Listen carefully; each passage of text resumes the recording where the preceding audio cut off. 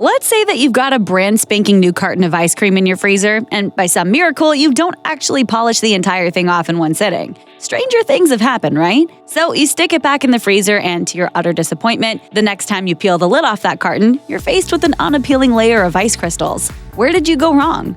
Look under the protective ice. The protective ice? You've actually named the clear hard crap that sits on the top?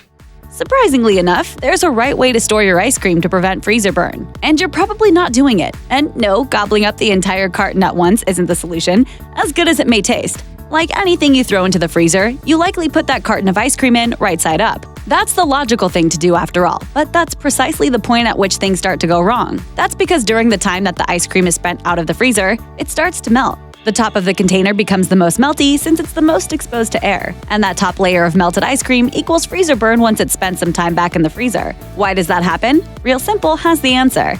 It's because when the evaporated water in the melty ice cream refreezes, it forms those undesirable ice crystals. And when it does so in a carton of right side up ice cream, that top layer becomes freezer burned. Now, freezer burned food is perfectly safe to eat, but it definitely doesn't taste as good.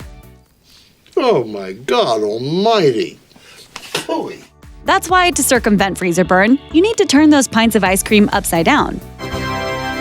By storing the cartons upside down in the freezer, you allow any melty ice cream to drip down onto the lid where it can refreeze into ice crystals till the cows come home, without affecting the taste and texture of your frozen dessert. Genius, right? Next time you're in the mood for ice cream, either scrape the lid clean or ignore it. The unadulterated ice cream in the carton is all you care about anyway. Storage position aside, you also want to make sure you're mitigating the time the ice cream is out of the freezer. The kitchen recommends that rather than eating from the carton, you take a scoop and get that thing back into the deep freeze for the ice cream's sake. The less time it has to warm up, the less time it has to melt. And less melting means less freezer burn in the long run. It's also important to check that your freezer's temperature is at or below 0 degrees Fahrenheit, as proper freezing is essential to preventing the dreaded burn. If you're not buying the upside-down storage trick, there is one more thing you can do to prevent freezer burn on your half-eaten ice cream. Place plastic wrap or wax paper against it, not across the rim of the carton, but directly onto the ice cream itself, to prevent air from evaporating the moisture inside. And if you're transferring homemade ice cream from machine to storage container, Serious Eats suggests you use the smallest vessel possible, because a quicker freeze staves off the formation of those evil ice crystals. The upside-down container trick works for natural peanut butter too.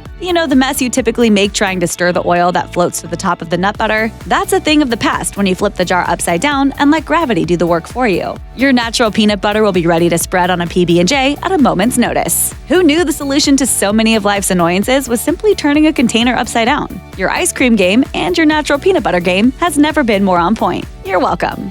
Check out one of our newest videos right here. Plus, even more MASH videos about your favorite food hacks are coming soon. Subscribe to our YouTube channel and hit the bell so you don't miss a single one.